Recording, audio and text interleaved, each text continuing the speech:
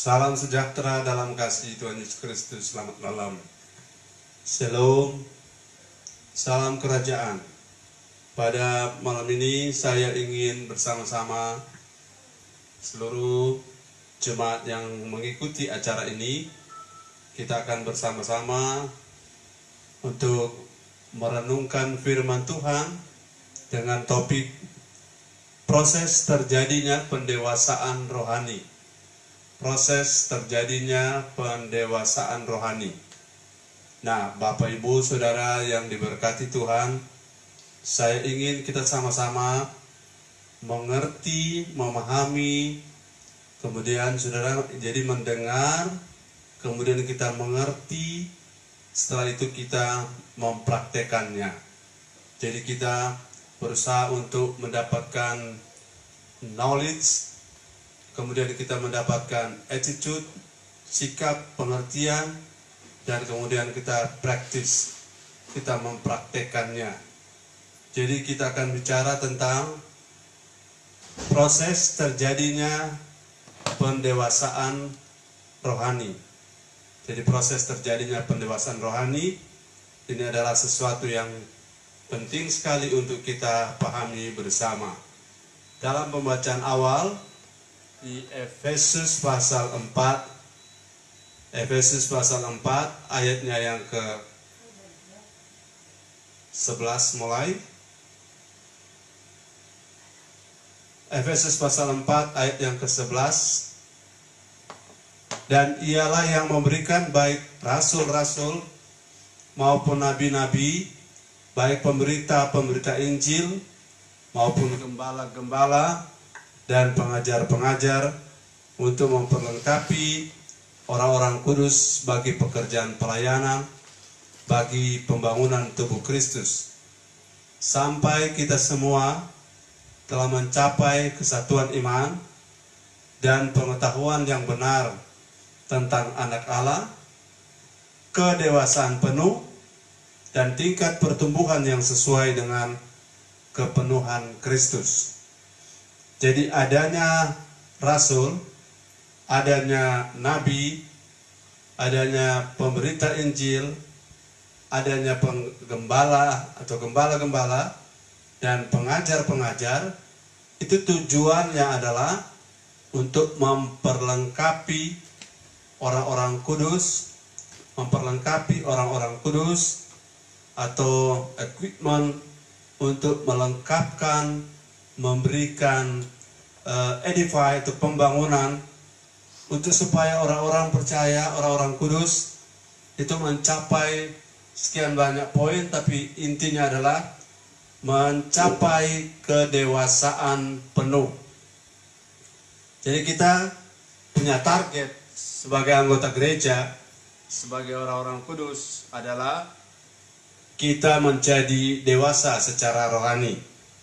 Dan bagaimana proses terjadinya pendewasaan ini? Bagaimana proses terjadinya orang menjadi dewasa secara rohani? Paulus mengatakan bahwa ia tidak menganggap ia telah mendapatnya atau ia telah meraihnya, tetapi ia terus berlari. Jadi proses pendewasaan itu kita tidak bilang atau kita tidak bisa mengatakan bahwa si A sudah dewasa, si A sudah dewasa, si B belum. Tetapi intinya adalah bagaimana kita lihat tanda-tanda atau proses terjadinya pada seseorang yang sifatnya secara progresif. Ya, sifatnya secara progresif karena apa? Karena proses terjadinya kedewasaan itu adalah proses seumur hidup. Ya, proses seumur hidup. Dia berjalan terus, dia progresif, dia berjalan sampai langkah kita yang terakhir, ya. Sampai langkah kita yang terakhir. Ada orang mengakhiri hidupnya belum waktunya. Mengakhiri hidup sebelum waktunya. Tapi ada orang yang sampai di finish. Jadi orang yang mengakhiri hidupnya sebelum waktunya, artinya orang-orang yang seharusnya masih hidup, tetapi oleh karena satu dan yang lain hal, tidak capai finish, sehingga mereka berakhir di tengah jalan. Nah, kita semua harus berusaha untuk sampai finish, destinasi kita jelas, dan kemudian kita mencapai apa yang Allah targetkan untuk kita.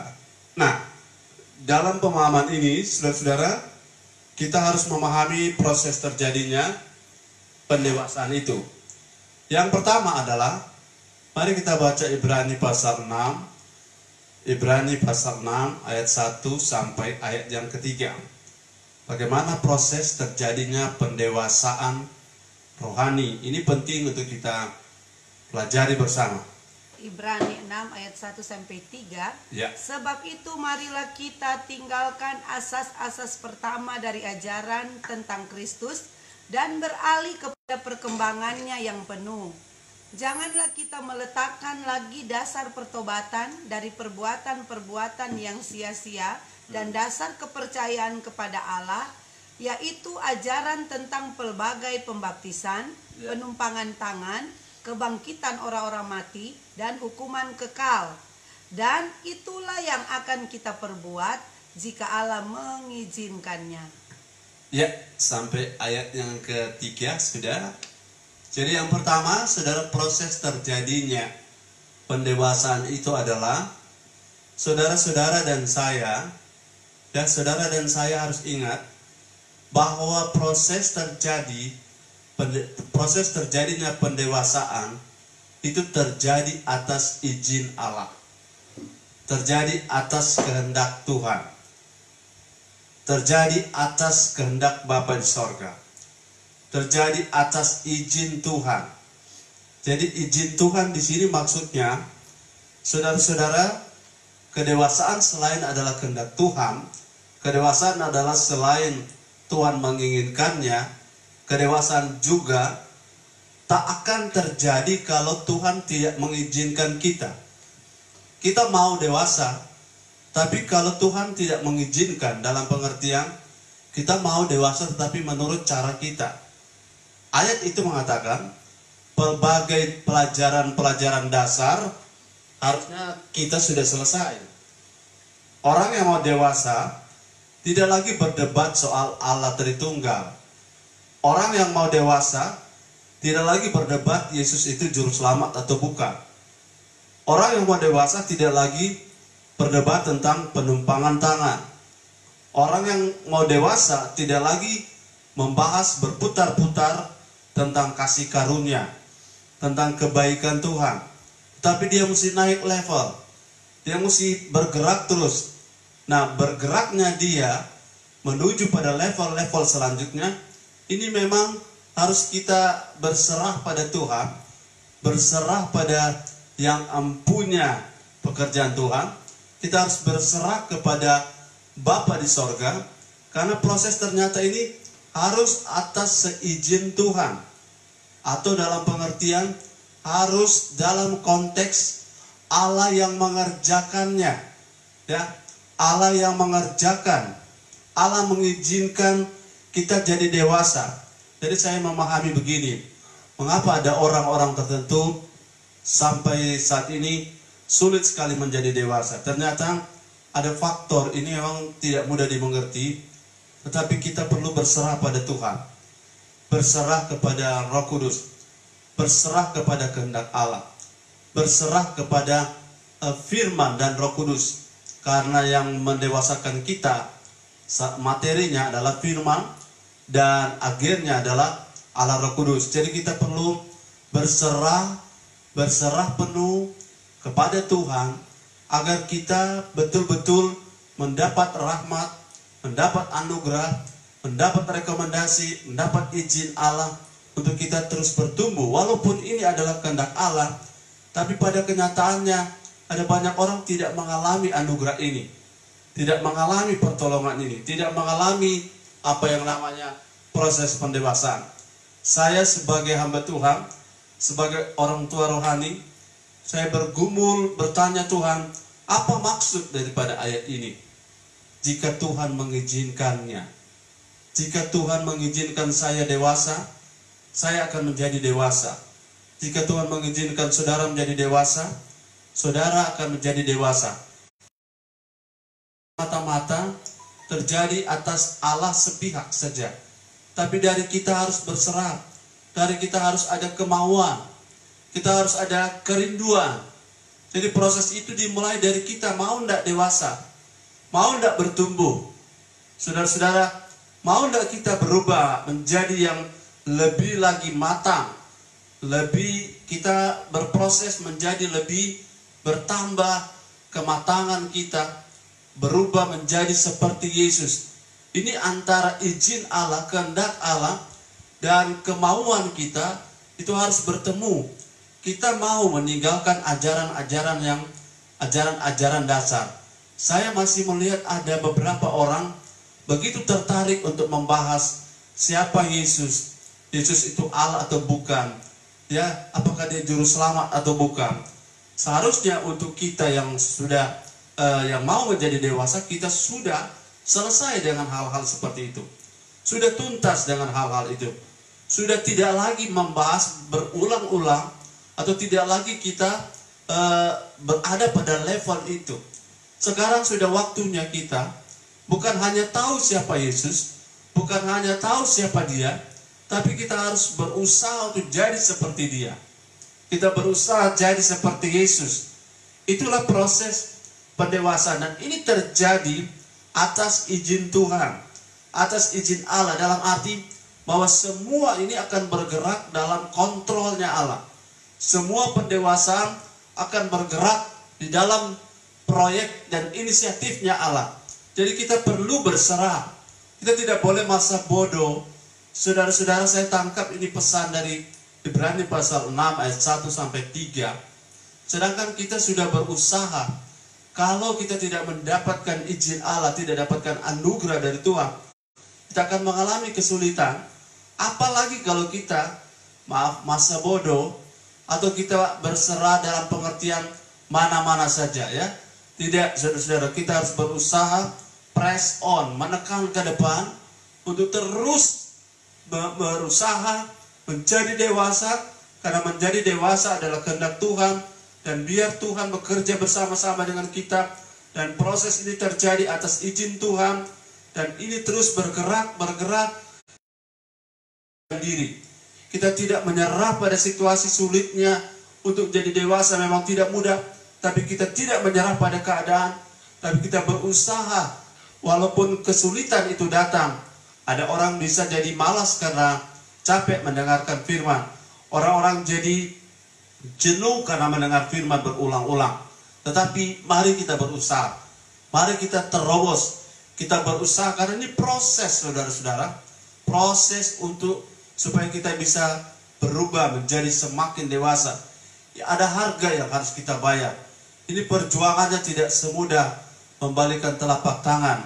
Tetapi bukan karena sulit maka itu tidak bisa.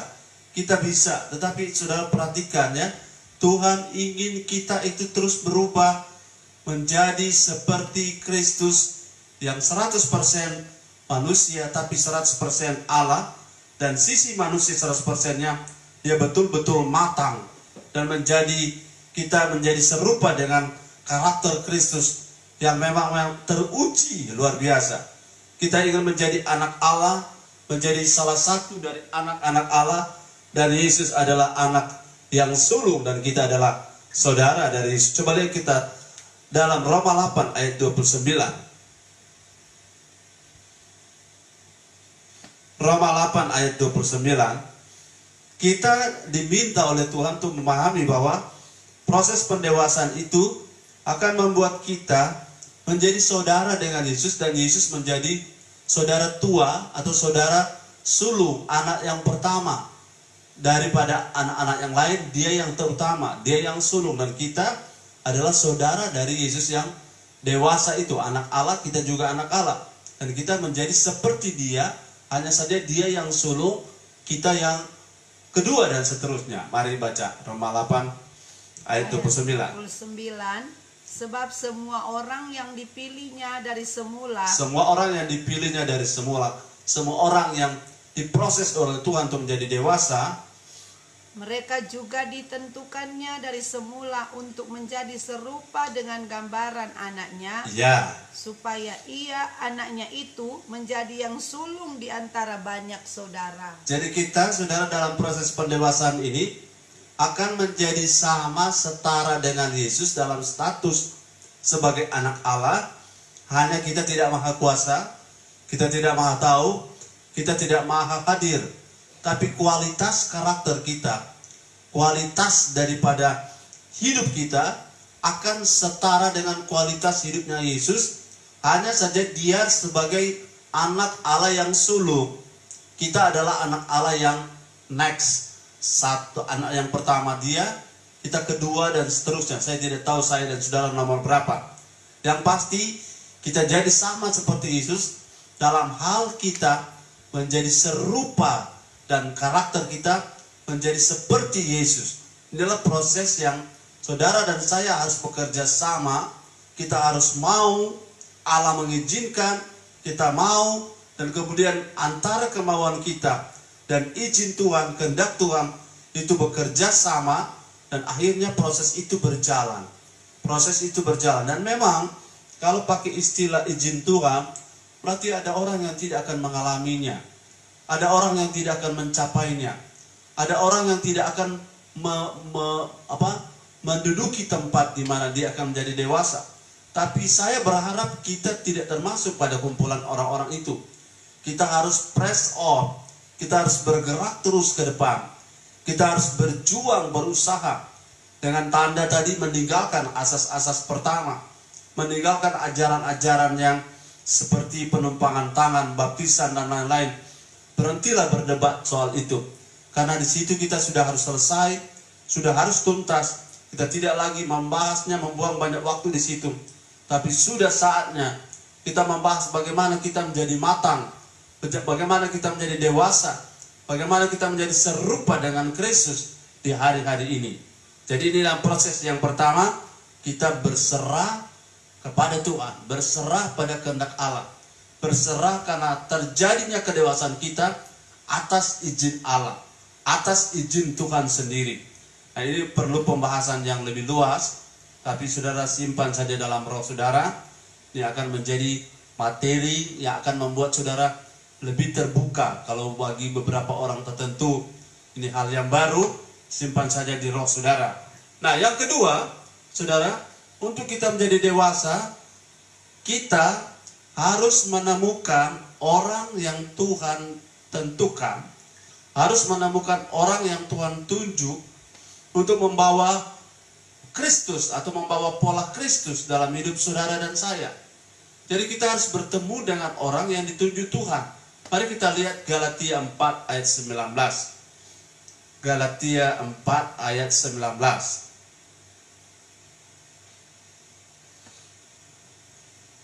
Galatia 4 ayat yang ke-19. Hai anak-anakku, karena kamu aku menderita sakit bersalin lagi, sampai rupa Kristus menjadi nyata di dalam kamu. Ya, ini ada seorang yang kita kenal, yaitu Paulus. Dia berkata dalam ayat itu, saya ini sampai merasa seperti rasa sakit mau bersalin.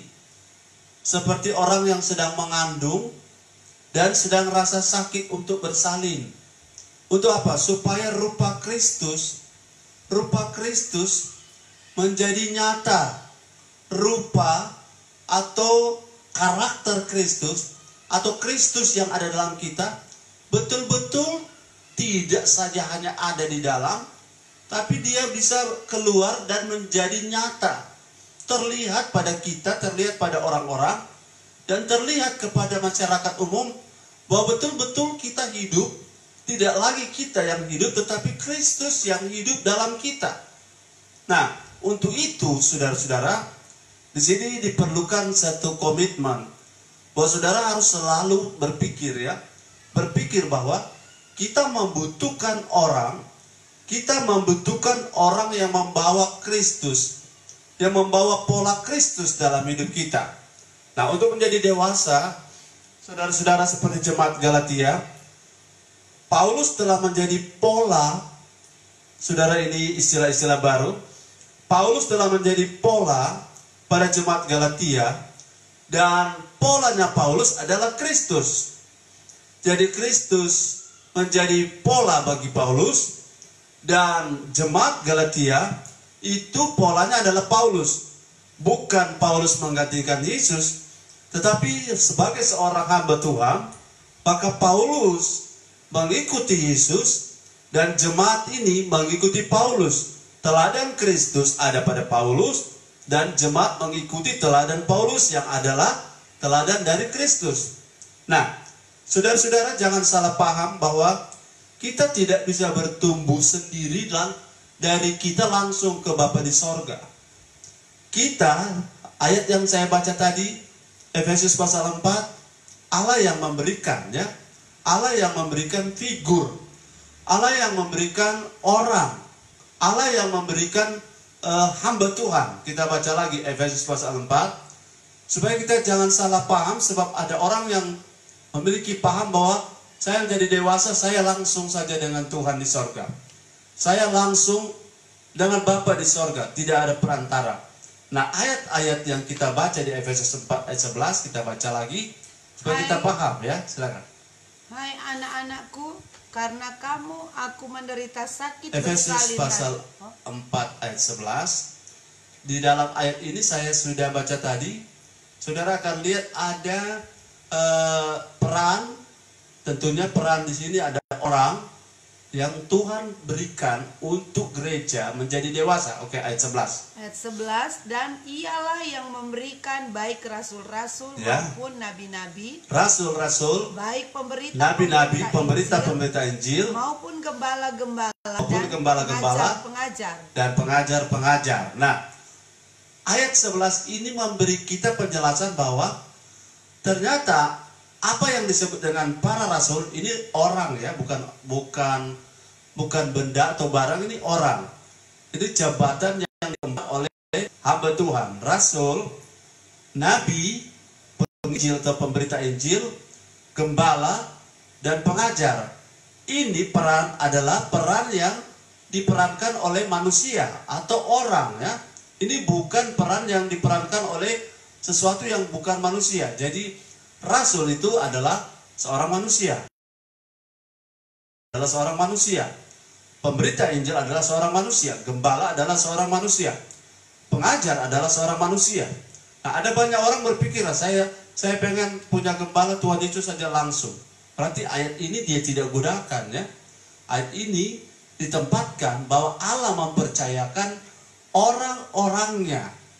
Allah mempercayakan oknum-oknum, figur-figur seperti Paulus, Petrus, Titus, Timotius, ya, orang-orang yang Tuhan berikan dalam kapasitas sebagai rasul, nabi, pemberita Injil, gembala, dan pengajar.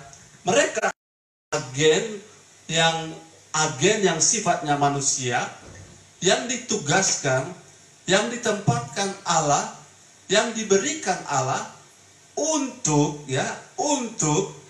memerlengkapi orang kudus, agar orang-orang kudus, yaitu orang-orang percaya, menjadi dewasa. Nah, artinya kalau saudara bertemu dengan seorang pengajar, saudara bertemu dengan seorang gembala, saudara bertemu dengan seorang pemberita Injil, saudara bertemu dengan seorang nabi, seorang rasul, sementara orang-orang itu, mereka adalah orang-orang yang sifatnya memiliki jabatan secara organisasi saja, maka saya tekankan di sini, yang dimaksud di sini bukan jabatan organisasi. Gembala, pengajar, nabi, rasul, penginjil, di sini bukan status, bukan gelar, tetapi soal fungsi. Katakan bersama, fungsi, ya. Soal fungsi atau peran, ya. Ini ada aktor atau ada figur yang bukan jabatan organisasinya yang penting. Orang yang bukan jabatan secara sinodal, tetapi orang yang menjalankan fungsi. Orang yang menjalankan fungsi sebagai rasul, nabi, penginjil, gembala dan pengajar, mereka-mereka ini ya saudara diberikan oleh Tuhan, dan mereka ini sekali bukan orang-orang secara, mungkin saudara ada gembala secara organisasi, tapi ia bukan gembala dalam pengertian seperti yang Tuhan mau. Ya, supaya kita jadi dewasa, kita harus bertemu. Nah, kalau saudara-saudara yang mendengar saya sudah punya gembala, puji Tuhan. Sudah punya gembala yang punya komitmen untuk mendewasakan, memberi makan, puji Tuhan. Tapi jika ada jemaat yang belum bertemu dengan gembala yang saya maksud, yaitu gembala-gembala yang mendewasakan jemaat. Sebab, saudara jangan salah paham ya, kita tidak bermaksud menghakimi, tapi tidak semua gembala itu berbeban untuk mendewasakan jemaatnya. Jadi kita perlu, untuk saudara yang belum bergereja lokal, saudara perlu berdoa supaya Tuhan beri saudara seorang hamba Tuhan, seorang gembala yang benar-benar berbeban untuk mendewasakan. Bukan hanya melayani, nanti kalau hari kematian ada pendeta yang memimpin, saya bergereja supaya nanti kalau saya ulang tahun ada yang doakan, nanti kalau saya butuh tanda tangan, surat baptisan, surat keterangan, ada yang tanda tangan. Bukan itu yang Tuhan berikan. Yang Tuhan berikan dalam Efesus 4 ayat 11 adalah fungsi-fungsi atau peran yang Tuhan tempatkan. Ayat berapa di situ? Untuk memperlengkapi ayat 12, ayat 13, untuk baca lagi. Ayat 12. Ayat 12. Untuk memperlengkapi orang-orang kudus.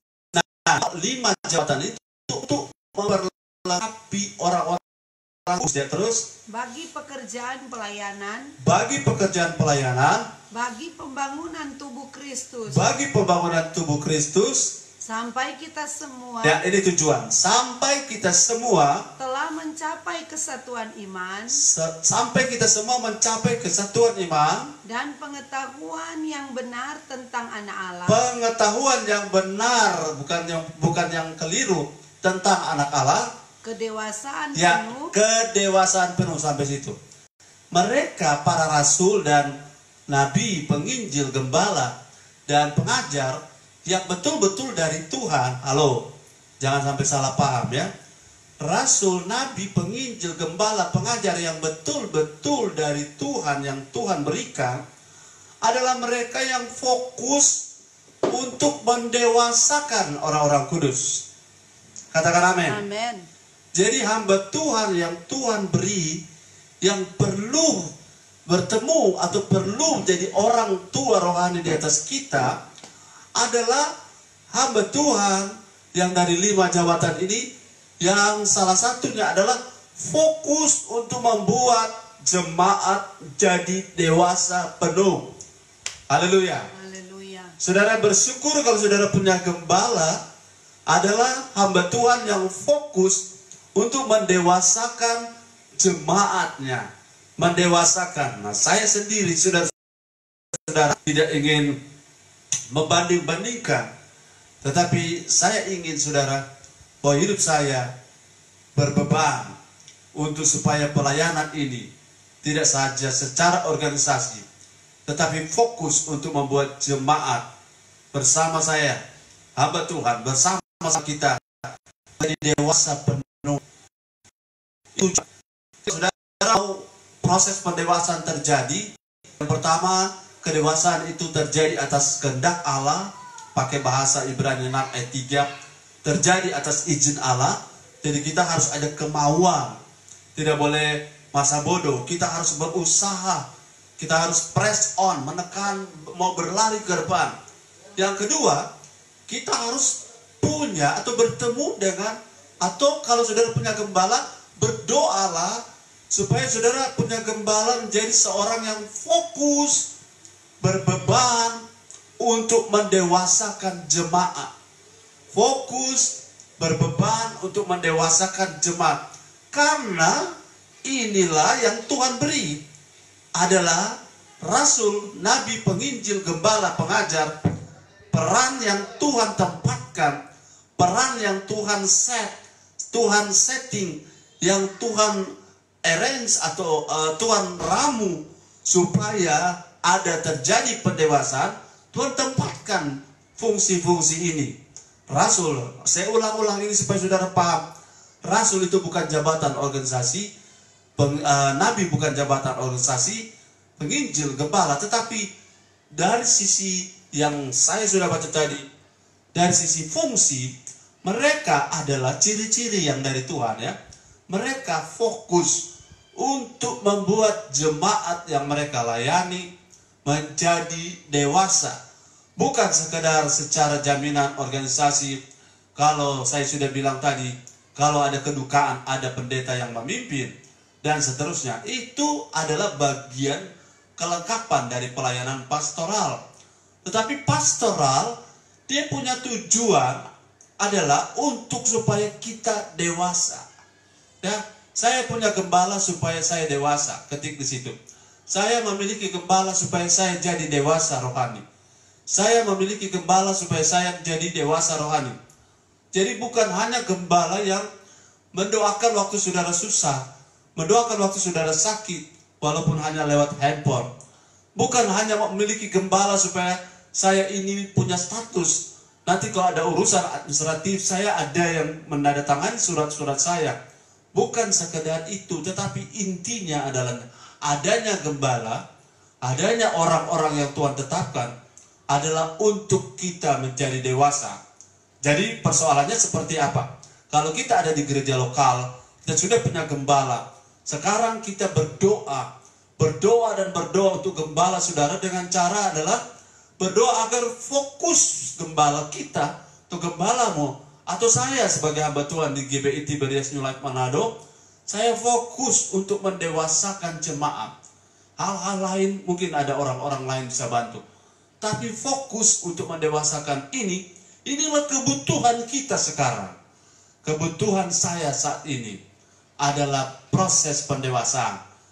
Kebutuhan saat ini yang paling penting bagi saya adalah saya bertumbuh jadi dewasa. Saudara ketik di situ, kebutuhan saya saat ini yang paling penting adalah bertumbuh jadi dewasa. Kebutuhan saat ini yang paling penting bagi saya adalah bertumbuh jadi dewasa. Nah, untuk menjadi dewasa, saudara perlu bertemu dengan orang yang melayani sebagai hamba Tuhan, yang fokus untuk mendewasakan rohani kita. Kalau saudara, seperti yang apa yang saya sudah bilang tadi, memiliki seorang gembala, bagi saudara yang bukan jemaat GBI Tiberias, saudara punya gembala, berdoalah, bersama-sama kita juga berdoa, supaya setiap hamba Tuhan, setiap gembala yang memimpin jemaat betul-betul fokus untuk membuat jemaat bertumbuh menjadi dewasa. Nah, saudara-saudara, saya ingin bagikan apa kata firman Tuhan di dalam Yeremia pasal yang ketiga. Yeremia pasal yang ketiga, mari kita lihat Yeremia pasal yang ketiga, ayatnya yang ke-14 dan 15. Kita harus berdoa, kita harus berusaha agar kita memiliki pemimpin, gembala, orang tua rohani sesuai dengan Yeremia pasal 3 ayat yang ke-14 dan ayat 15. Tapi fokus pada ayat 15. Ayat yang ke-14. Ya. Kembalilah hai anak-anak yang murtad, demikianlah firman Tuhan. Karena aku telah menjadi Tuhan atas kamu, aku akan mengambil kamu, seorang dari setiap kota dan 2 orang dari setiap keluarga, dan akan membawa kamu ke Sion. Ayat 15, aku akan mengangkat bagimu gembala-gembala yang sesuai dengan hatiku. Mereka akan mengembalakan kamu dengan pengetahuan dan pengertian. Saya membaca ayat ini, saudara. Hai anak-anak yang murtad, kembalilah kepada Tuhan. Dan Tuhan akan mengambil kamu, akan membawa ke Sion. Sion adalah, kalau kita sekarang adalah gereja yang berkenan kepada Tuhan. Gereja yang adalah rumah Allah. Sion adalah status secara rohani, gereja yang memiliki status secara rohani. di hadapan Tuhan, bukan status secara organisasi saja.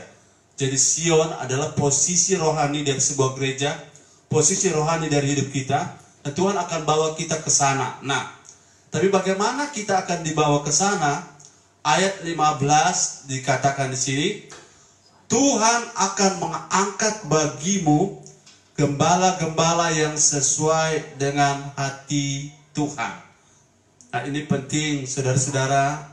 Saudara harus berdoa terus, berdoa bagi jemaat-jemaat, berdoa agar saudara punya gembala betul-betul sesuai dengan hati Tuhan. Ini bagian yang tidak boleh dipisahkan dari pelayanan gereja lokal. Jemaat tidak boleh membiarkan gembala berjuang sendiri. Jemaat tidak boleh membiarkan gembala bekerja sendiri, terutama dalam hal memastikan gembala menjadi gembala yang berkenan sesuai dengan hati Tuhan. Jadi saya percaya saudara-saudara, ayat ini menegaskan pada kita, Tuhan mengangkat bagi kita, Tuhan akan memberikan kepada kita seperti Efesus 4 ayat 11, Tuhan memberikan rasul, Tuhan memberikan nabi, Tuhan memberikan penginjil, Tuhan memberikan gembala, dan Tuhan memberikan pengajar adalah untuk membuat kita jadi dewasa. Di Yeremia pasal 3 ayat 15, Tuhan mengangkat bagi kita gembala-gembala. Lihat ayat ini, tidak sembarang gembala, tapi ayat ini jelas sekali, gembala yang sesuai dengan hati Tuhan. Mari kita bekerja sama Bapak Ibu Saudara ya, karena proses terjadinya pendewasaan rohani, selain kita harus mau dan Tuhan mengizinkan, Tuhan berkehendak itu terjadi proses itu pada hidup kita. Yang kedua, kita harus memiliki gembala yang berkenan, gembala yang sesuai dengan hati Tuhan. Saya, saudara, berjuang, berupaya bukan dengan kekuatan sendiri, tapi kita berkomitmen agar hidup saya, hidup istri saya sebagai ibu gembala. Mari dukung kami, saudara.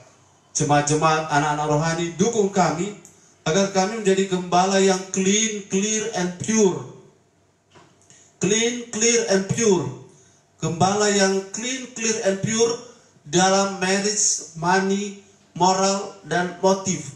Jadi kami harus komitmen, berusaha supaya orang-orang itu bisa jadi dewasa melalui hamba Tuhan. Amin.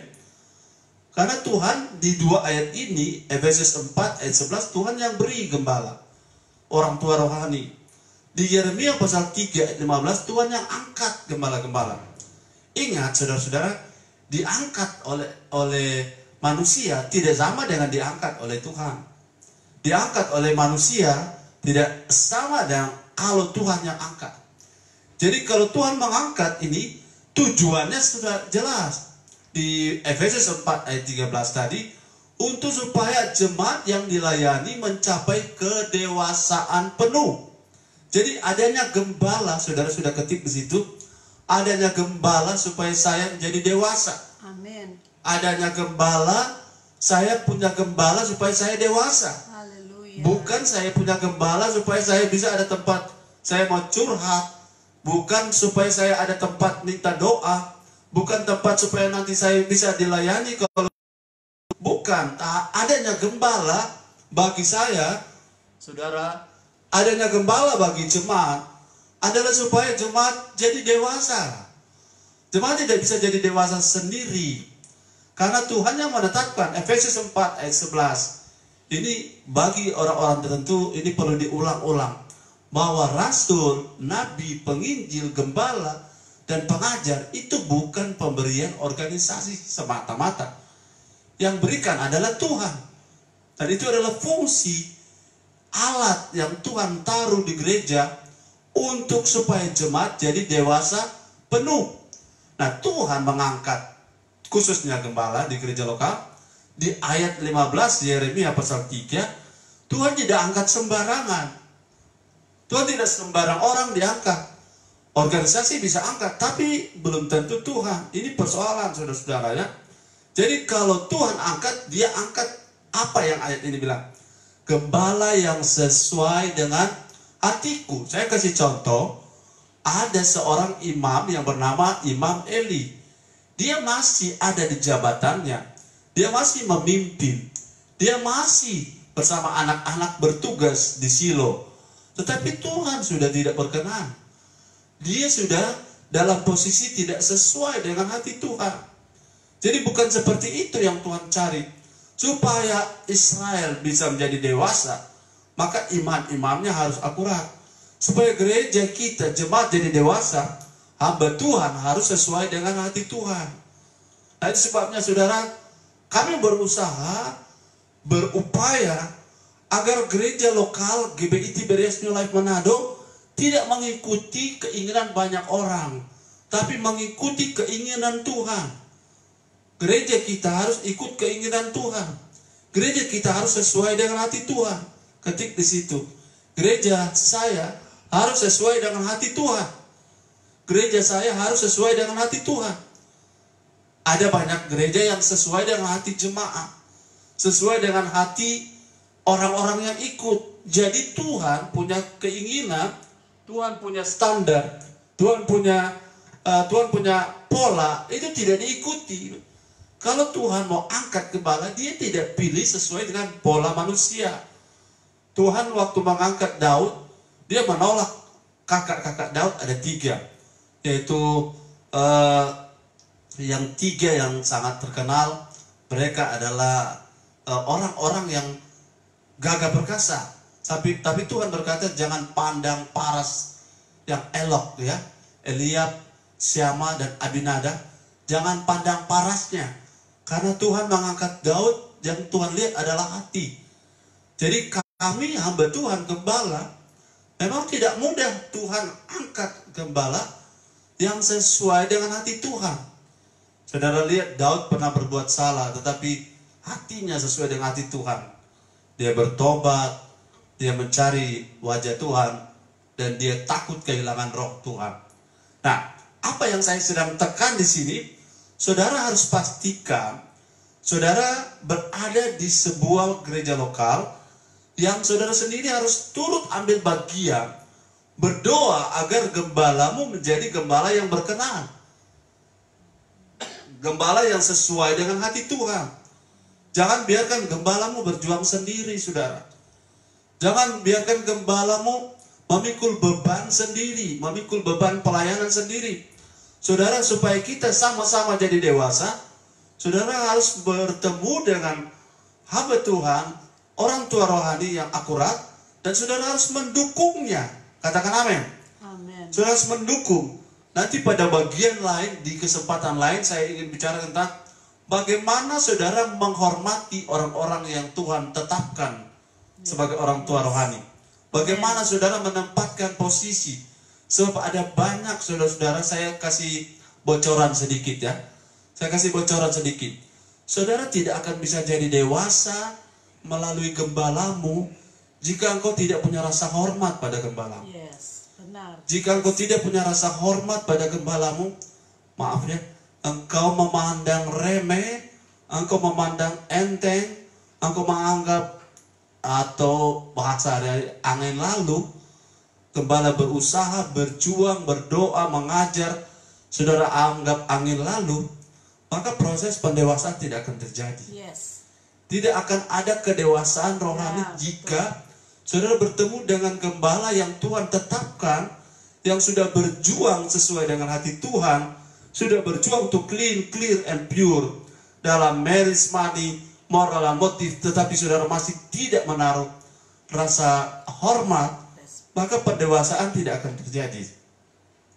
Orang tidak akan tertarik mendengar firman dari orang yang ia tidak hormati. Ya, yes. Setuju ya? Jadi kita akan bicara ini pada kesempatan yang lain. Saya bicara ini adalah pastikan, saudara pastikan. Itu sebabnya kita fair saja ya. Fair saja. Saya bicara ini mungkin agak belak-belakan. Ya. Kalau saudara merasa tidak bertumbuh dengan kami, saudara boleh memilih ya. Boleh memilih. Wah, saya tidak cocok dengan Omak, saya tidak cocok dengan pendeta Mak. Ada pendeta lain yang cocok. Saudara boleh memilih. Karena jika tidak, ini akan membuat saudara buang-buang waktu, Ya, betul. buang-buang tenaga, karena saudara tidak menaruh respect, saudara tidak menaruh hormat pada gembala. Maka proses pendewasaan tidak akan terjadi. Yes. Karena dampaknya saudara tidak akan mendengar dan mentaati orang yang saudara tidak hormati. Ulangi ya, saudara tidak akan mungkin mendengar dan menghargai atau mentaati firman yang disampaikan oleh orang yang saudara tidak hormati.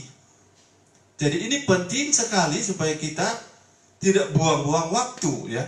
Saya berjiwa besar dalam hal ini untuk bicara ini karena firman itu bukan lagi untuk memberi susu, memberi makanan yang lembut-lembut. Ini lebih baik kita transparan, firman ya, tidak.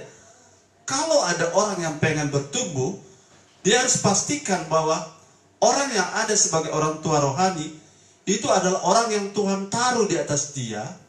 Dan kalau Tuhan taruh di atas dia, dia pastikan bahwa orang yang Tuhan taruh di atas dia adalah orang atau gembala yang berkenan sesuai dengan hati Tuhan.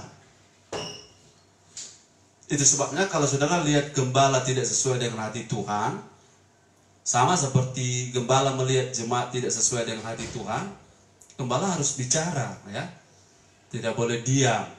Kalau saudara juga merasa bahwa saudara melihat ada sesuatu yang tidak sesuai dengan hati Tuhan pada gembala, ada dua cara saudara bisa dengan hikmat menyampaikannya, atau saudara bergumul, berdoa.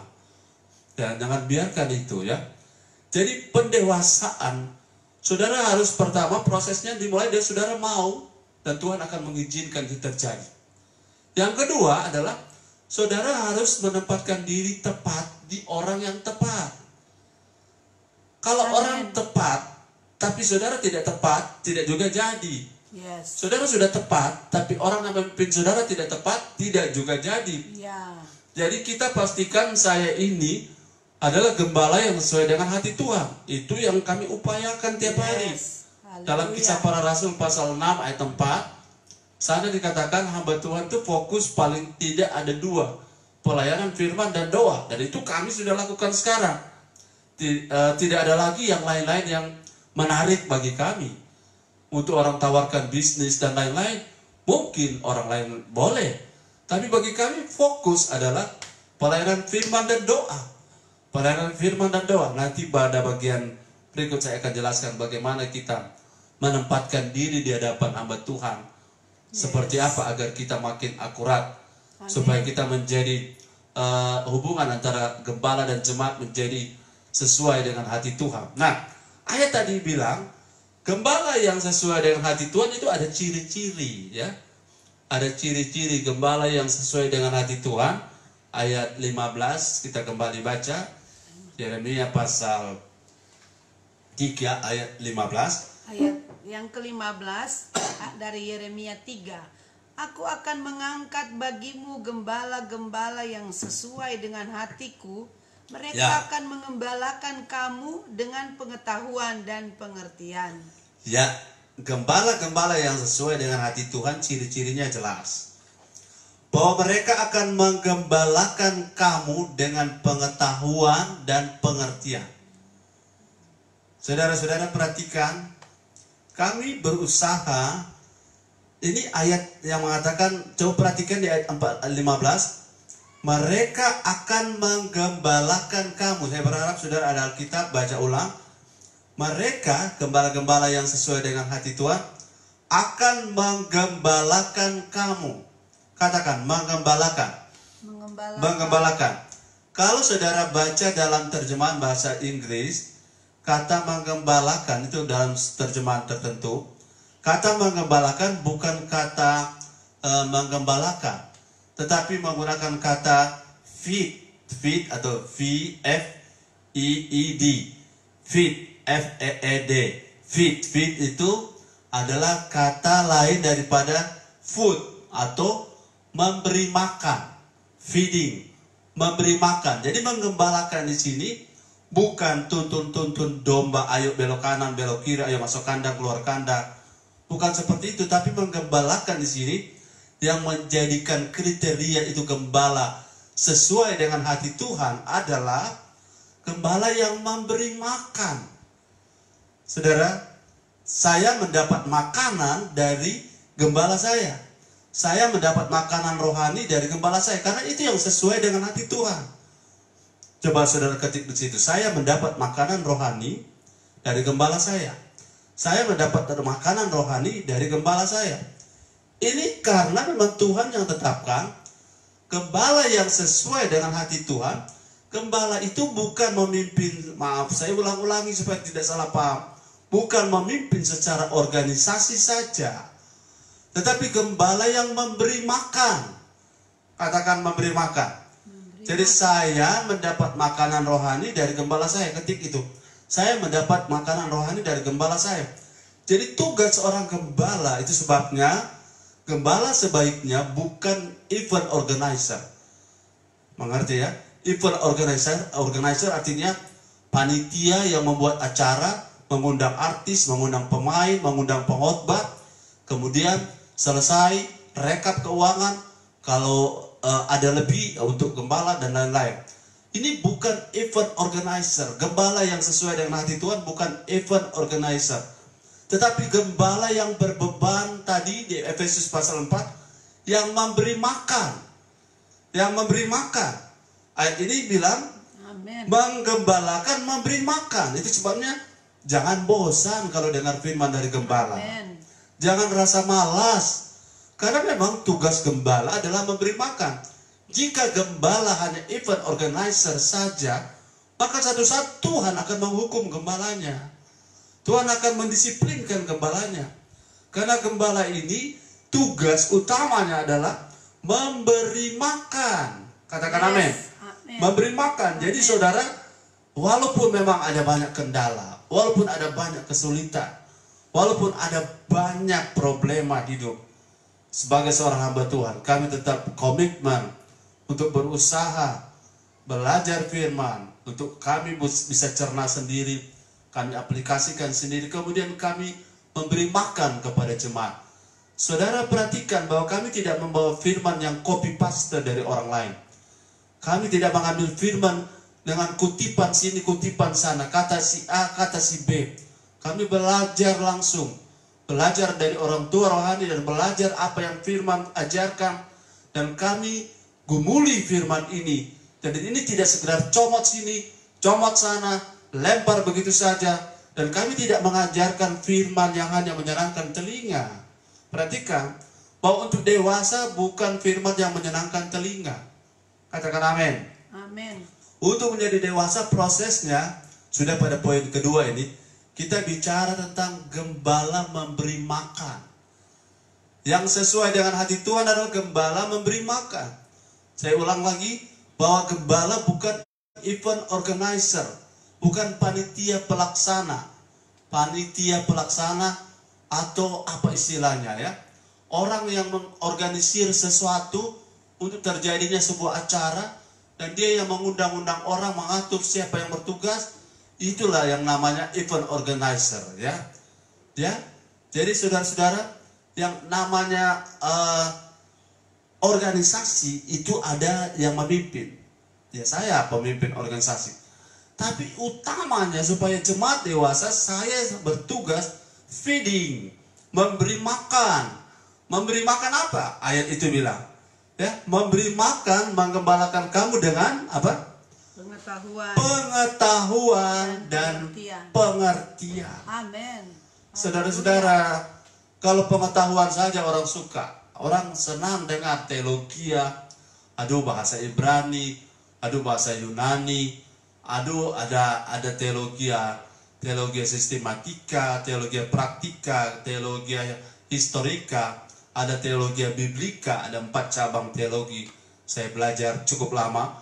Tapi kalau saya bagikan hanya ilmu teologinya tanpa pengertian, tanpa tahu untuk apa saya belajar, mau jadi apa kita tahu ini firman, untuk apa kita dengar firman, tanpa pengertian. Jadi ada 2 yang harus saudara perhatikan.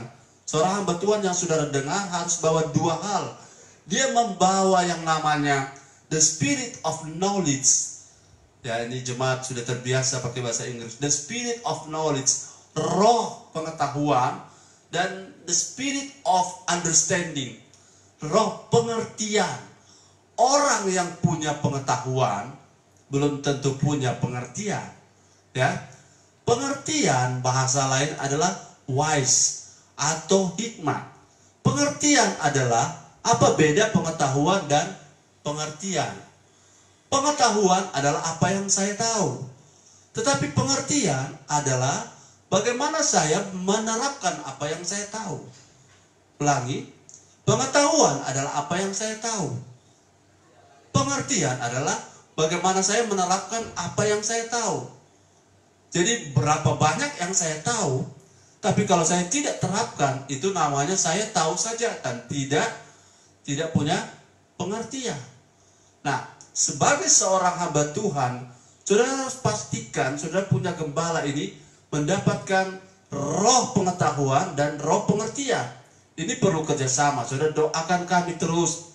Itu sebabnya saudara-saudara saya berharap jemaat-jemaat, anak-anak rohani juga yang ada mendengar, atau saudara simpatisan yang mendengar, saudara mengertilah bahwa kalau saudara punya karunia, punya talenta, punya kecakapan, saudara punya berkat, punya materi, dan saudara bisa apresiasikan atau saudara persembahkan kepada Tuhan dan memudahkan gembalamu untuk fokus pada pelayanan firman dan doa, itu luar biasa.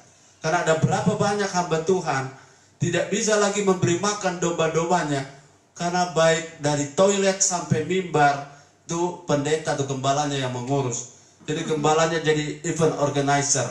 Angka musik, angka kursi, angka batu, angka mimbar dikerjakan olehnya. Sehingga waktu untuk dia siapkan firman untuk makanan bagi anak-anak rohani tersita. Akhirnya gereja bertahun-tahun jadi gereja yang stagnan, gereja yang error karena makanannya adalah makanan yang itu saja. Sudah pasti orang-orang yang tidak fokus pada pelayanan firman dengan fokus kepada mendapatkan roh pengetahuan dan roh pengertian akan kekurangan makanan. Nah, kalau mereka kekurangan makanan, maka otomatis berdampak pada jemaat, dan otomatis jemaat sulit sekali akan menjadi dewasa. Saudara paham ini, bilang amin. Amin. Saya harus mendukung gembala saya agar kami bisa dapat makanan rohani yang baik. Amin. Jadi tulis, kami harus mendukung gembala kami agar kami mendapat makanan rohani yang baik. Jadi gembala tidak bermaksud untuk saudara ongkang-ongkang kaki santai-santai dan perintah sana, perintah sini. Itu ada tujuan. Kalau kita bisa fokus untuk pelayanan firman, beri makan, karena gembala yang sesuai dengan hati Tuhan adalah gembala yang memberi makan. Amin. Amin. Bukan gembala yang sibuk dengan hal-hal yang sebenarnya orang lain boleh gantikan.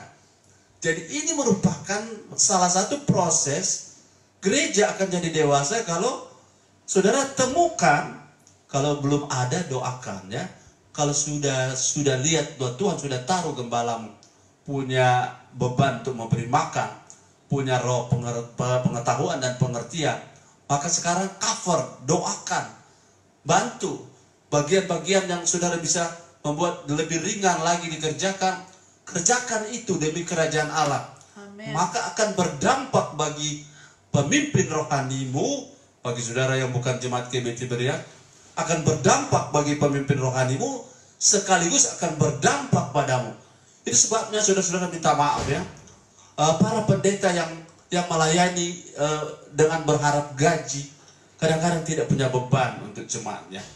Yang penting saya mau apa jadi pada jemaat, ada gaji tiap bulan. Jadi ini merupakan satu hal yang perlu kita buka mata. Kalau saudara dan saya punya gereja, punya fokus pada pendewasaan rohani, maka saudara-saudara akan mengerti mengapa gembalamu selalu fokus meminta pada jemaat untuk memperhatikan acara ibadah live streaming, ibadah terobosan Rabu, ibadah terobosan Sabtu, ibadah live streaming Minggu. Itu bukan sekedar supaya orang-orang lihat kita ada acara. Itu bukan sekedar supaya orang tahu kita ada punya gembala bisa khotbah. Bukan. Tapi tujuannya adalah untuk pendewasaan. Saya dengar firman untuk mendewasakan saya. Tujuan mendengar firman adalah untuk pendewasaan. Tujuan mendengar firman adalah untuk pendewasaan. Ketik di situ. Tujuan mendengar firman adalah untuk pendewasaan. Jadi kita tidak mendengar firman sebagai bagian dari liturgi saja. Hanya melengkapi ibadah. Sebab ibadah tanpa khotbah itu bukan ibadah. Ibadah tanpa khotbah itu cacat. Bukan itu saja. Tetapi kita dengar firman supaya kita dapat makanan. Saya dengar firman supaya saya dapat makanan rohani. Jadi saya dengar firman supaya saya bertumbuh jadi dewasa. Jadi Bapak, Ibu, Saudara sekalian yang diberkati oleh Tuhan, saya ingin saudara pahami hal ini. Bahwa untuk terjadinya sebuah proses pendewasaan, saudara harus bekerja sama setelah bertemu dengan gembala yang berkenan sesuai dengan hati Tuhan. Saudara harus mengambil bagian, berkontribusi agar gembalamu bisa memberikan makanan rohani. Bukan hanya comot sana, comot sini, copy paste, hanya buka YouTube, kemudian ambil sesuatu yang ia sendiri tidak mengerti, kemudian dia bagikan kepada jemaatnya. Nah saudara, ini sama seperti kita menaruh bunga plastik, atau kita sementara menyiapkan sesuatu yang imitasi, yang tiruan. Makanan bagi domba untuk jadi dewasa, makanan bagi jemaat adalah makanan yang betul-betul firman yang keluar dari mulut Allah. Dan ini harus menjadi fokus dari seorang hamba Tuhan, seorang gembala sidang, agar dia menjadi gembala yang berkenan sesuai dengan hati Tuhan, yaitu dia fokus memberi makan, feeding, memberi makan pada domba-domba, anak-anak rohani dengan dua variabel penting, yaitu dengan pengetahuan dan dengan pengertian. Nah, Bapak Ibu Saudara-saudara, saya sedikit memberi penjelasan tentang arti kata dari spirit of knowledge. Spirit of knowledge. Spirit of knowledge dari bahasa Ibrani, dia menggunakan kata dea. Dea, tapi bacanya dea, dea. Tulisannya D-E apostrof A. DA. Ini artinya pengetahuan, tapi bukan pengetahuan matematika. Pengetahuan, gembala yang memberi makan dengan pengetahuan, knowledge, bukan pengetahuan matematika, bukan pengetahuan fisika, bukan pengetahuan ilmu pengetahuan iptek yang namanya ilmu kimia, geologi, atau geometri, atau astronomi. Ya, bukan ilmu-ilmu itu yang dimaksud, tapi pengetahuan yang dimaksud di Yeremia 3 ayat 15, the spirit of knowledge, memberi makan dengan knowledge adalah pengetahuan atau pengenalan akan Allah. Pengetahuan atau pengenalan akan Allah. Jadi saudara perhatikan, saya sudah pernah bagikan di kesempatan yang lain, bahwa kalau saudara dengar firman, perhatikan baik tentang siapa firman yang disampaikan oleh hamba Tuhan, tentang siapa yang dibicarakan, ya, tentang siapa inti, tentang kepentingan siapa yang kedua, yang ketiga, untuk kemuliaan siapa firman itu. Jadi lihat saudara-saudara, Bapa di sorga mau supaya kita dewasa, dan kita harus juga mau, dan Allah mengizinkan terjadi. Itu pertama, sebagai proses pendewasaan. Yang kedua, Allah mau kita bertemu dengan orang yang tepat, dengan hamba Tuhan, gembala yang Tuhan tetapkan. Kalau kau sudah memilikinya, puji Tuhan. Sekarang cover gembalamu lewat doa dan sikap hormatmu. Saya sudah bilang tadi, tanpa rasa hormat pada gembalamu, engkau sulit sekali mendengar firman dari gembalamu sendiri. Dan engkau boleh berpikir mungkin bukan pendeta Max gembalamu. Engkau mungkin bisa berpikir yang lain. Kenapa? Karena kita harus fair. Daripada saudara tidak bertumbuh dengan saya, lebih baik saudara bertumbuh dengan orang lain. Tapi kalau saudara tahu bahwa saudara telah menemukan gembala yang tadi sesuai dengan hati Tuhan, yang memberi makan tanpa lelah, yang memberi makan tanpa bosan, yang memberi makan walaupun ada banyak kendala, hambatan, barikade, tapi terus fokus memberi makan. Dan kalau dia memberi makan, ingat ciri-cirinya. Dia harus memberi makan padamu dengan knowledge. Tadi saya sudah bilang, pengetahuan bukan ilmu matematika, kimia, fisika, ilmu-ilmu yang lain, psikologi, ilmu biologi, dan lain-lain. Tetapi knowledge di sini dalam bahasa Ibrani kata DA. DA itu artinya knowledge of God. Knowledge of God. Pengetahuan tentang siapa Allah. Pengetahuan tentang apa yang Allah mau. Pengetahuan tentang apa yang ada di hati Bapa, apa yang ada di hati Tuhan, itu yang menjadi makanan yang harus dibawa oleh gembala yang berkenan di hati Tuhan. Sesudah itu, saudara-saudara, kata yang kedua adalah understanding atau pengertian. Kata ini, kata yang pertama DA, yang kedua kata Ibrani untuk pengertian adalah sakal. S-A-K-A-L, sakal.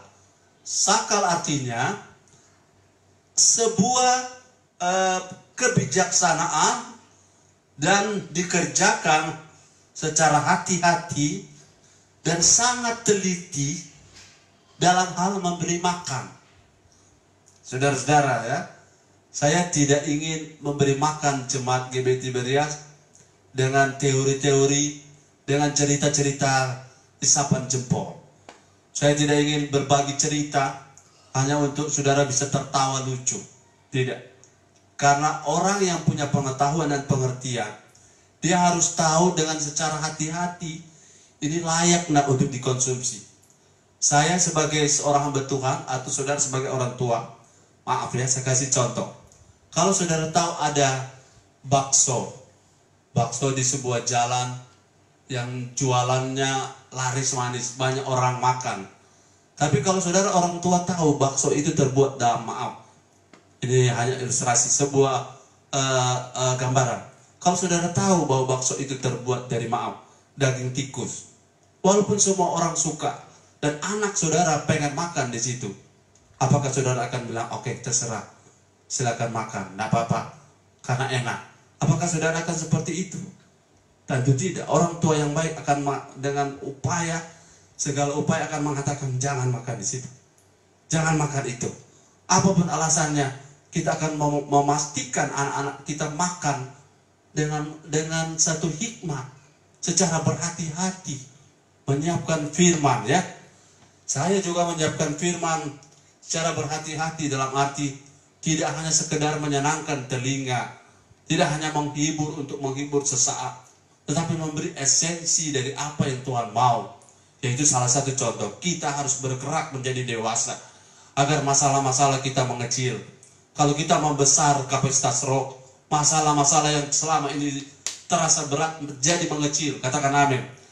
Masalah-masalah yang rumit selama ini, setelah kita menjadi strong dan akurat, kita menjadi bijaksana, semuanya jadi gampang dan semua jadi mudah. Kalau saya cuma menolong saudara untuk mengatasi masalah, memberi bimbingan, mengatasi masalah tanpa kemampuan memecahkan masalah, akhirnya kita habis dengan mengurus masalah. Tapi kalau kita fokus pada membangun manusia roh, kemudian masing-masing kita kapasitas roh menjadi besar, kemudian kita bisa cakap mengatasi masalah, dan kemudian kita bisa menolong orang lain, alangkah dahsyatnya dan hebatnya kalau kita punya fokus ke sana. Nah, ketika kita bicara soal pengertian, artinya ini orang yang memberi makan tadi, memberi pengetahuan, dia tahu mana yang layak untuk dikonsumsi dan mana yang tidak. Nah, mana yang layak, mana yang tidak, dengan secara hati-hati. Itu sebabnya saya sudah pernah bilang, jangan sembarang buka YouTube dan konsumsi. Saudara-saudara, bukan makanan kita untuk membuka perdebatan-perdebatan di situ. Apalagi perdebatan-perdebatan soal teologi, bukan makanan kita. Itu hanya pengetahuan.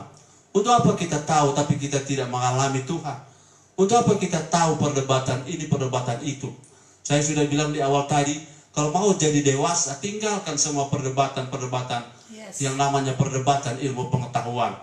Akan menambah apa yang saudara tahu, tetapi akan membuat kita bersifat argumental atau argumentasi saja yang kuat. Tapi yang paling penting bukan argumentasi, tapi aplikasi. Yes. Biarkan ada orang yang Tuhan pakai sebagai apologet yang akan membela Kristus dengan kebenaran.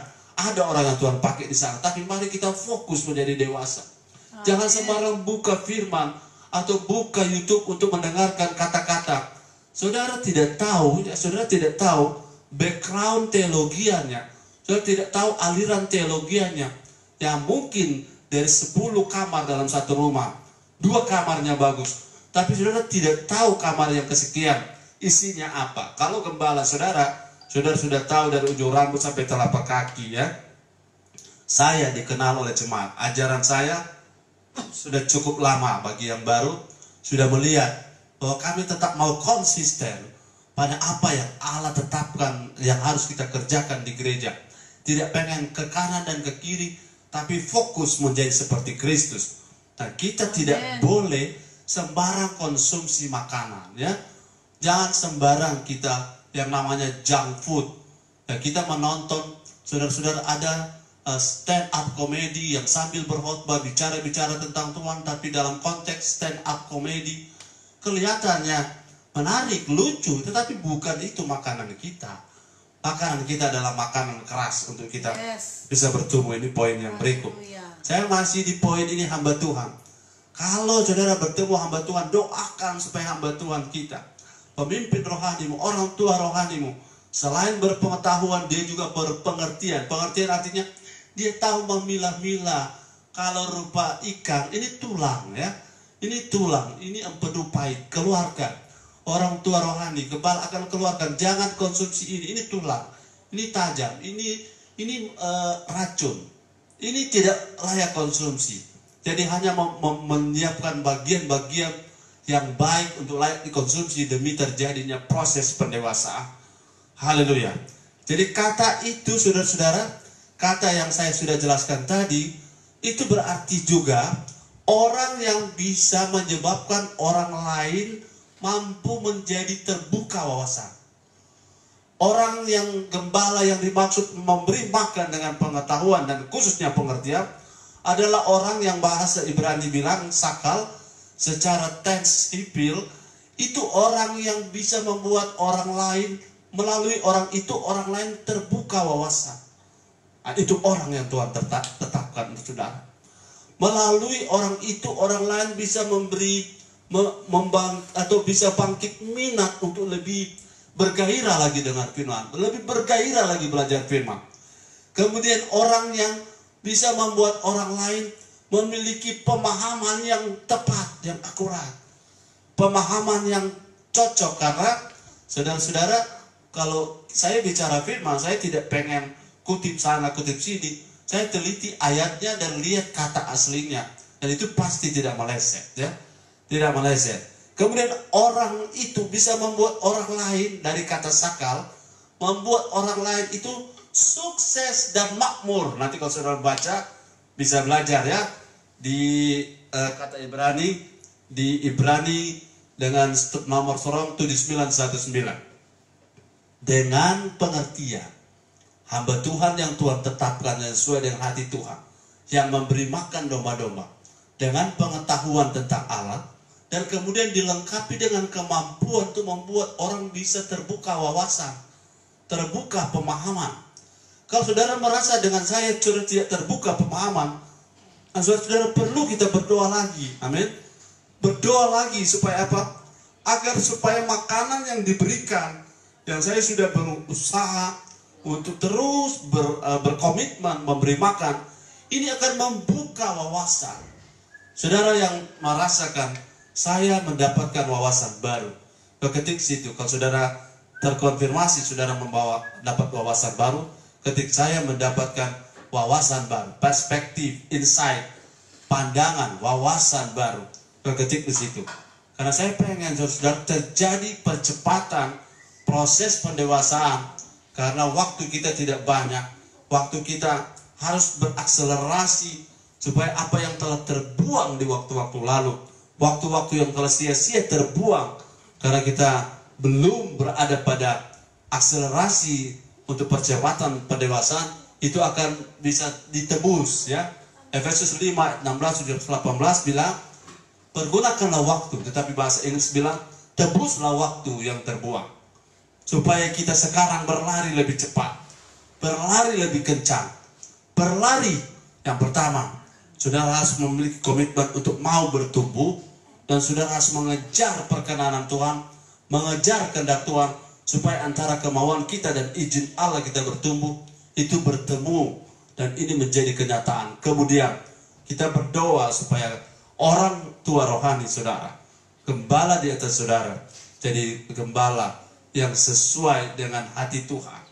Sesuai dengan hati Tuhan, bukan sesuai dengan hati manusia. Ini makanan memang makanan yang tidak biasa, ini makanan keras. Dan kalau saudara menemukan orang tua atau hamba Tuhan yang sesuai dengan hati Tuhan, perhatikan apa yang dia beri makan. Makanan yang dia sajikan, yaitu dengan knowledge and understanding. Mari buka hati, buka hati. Tanda-tanda kalau kedewasaan sudah mulai terjadi adalah ketika pemahaman mulai terbuka. Insight, pemahaman, wawasan mulai terbuka. Pemahaman, pengertian. Bahkan kita mulai muncul rasa lapar dan haus. Mulai bergairah dengan firman. Amen. Itu tanda-tanda mulai terjadi. Haleluya. Tanda-tanda mulai terjadi, percepatan melalui hamba Tuhan yang sudah dengar firman. Sudah mulai lagi ada pertanyaan, kapan? Kenapa kemarin tidak ada ibadah? Kenapa tidak ada khotbah pendeta Mak? Kenapa kami tidak, ya pokoknya itu rasa lapar sudah mulai bertumbuh. Yes. Sudah akan cepat-cepat pulang karena ada live streaming. Ya, Sudah mulai ya. bergairah. Amen. Katakan yes, katakan amin. Sudah mulai bergairah, Ya. komentar di situ karena sudah mulai bertumbuh tuh rasa lapar, Yes. rasa haus. Itu tanda-tanda proses kedewasaan sedang terjadi. Amen. Melalui hamba Tuhan, gembala yang sesuai dengan hati Tuhan, yang clean and pure dalam marriage, money, moral, dan motif, yang selalu berusaha memberi makan anak-anak rohani dengan pengetahuan dan Haleluya. pengertian. Saya akan melanjutkannya pada kesempatan yang lain, tapi saya berharap saudara garis bawahi bahwa kedewasaan itu berproses. Amin. Dan proses itu harus mulai dari saudara. Yes. Dan Tuhan akan mengizinkannya terjadi. Itu poin pertama. Dan kedua, saudara harus komitmen terus-menerus berada bersama orang-orang yang Tuhan pilih untuk mendewasakan saudara lewat memberi makan, bukan hanya menghibur, memberi makan dengan pengetahuan firman, pengetahuan tentang Allah akan membuka wawasan, membuka selubung, membuka semua yang menutupi mata kita selama ini. Dan akhirnya kita, astaga, kita ternyata boleh jadi seperti ini. Karena firman ini sudah membuka pikiran saya, sudah membuka wawasan saya. Amen. Saya ternyata ketinggalan, saya ternyata masih kurang, saya harus lebih kencang lagi berlari. Kiranya Tuhan Yesus memberkati kita. Haleluya, mari kita berdoa pada pertemuan ini. Dan sudah berdoa lagi untuk kami, agar kami makin haleluya. strong dan akurat Amen. dalam mempersiapkan makanan-makanan untuk kita haleluya. konsumsi untuk kebutuhan manusia roh kita, agar kita makin dewasa. Dalam nama Yesus hamba berdoa memberkati setiap jemaat dan pemirsa jemaat GBI Tiberias New Life Manado. Haleluya. Terbuka selubung mereka. Mereka akan tersingkap apa yang belum mereka pahami. Yes, Tuhan. Mereka akan diruntuhkan setiap benteng-benteng Haleluya. yang selama ini terbangun untuk menentang pengenalan akan Allah. Yesus Hamba berdoa tirai-tirai terbuka Yes, Tuhan. dalam nama Yesus. Ya, Roh Dan Kudus. terjadi terobosan. Ini ibadah terobosan. Haleluya. Roh Ibadah yang Kudus. menembus tembok. Amen. Yang menembus setiap penghalang, Amen. tirai-tirai. Semua terbuka dalam nama Yesus. Dalam nama Yesus. Dan malam ini mujizat terjadi, Terima kasih. yaitu ketika hati kami menangkap pesan haleluya. Tuhan. Haleluya. Dalam nama Yesus kami berdoa. Haleluya. Haleluya. Amin. Amen. Sampai bertemu kembali. Tuhan Yesus memberkati. Keep strong and akurat. God bless you. Amen.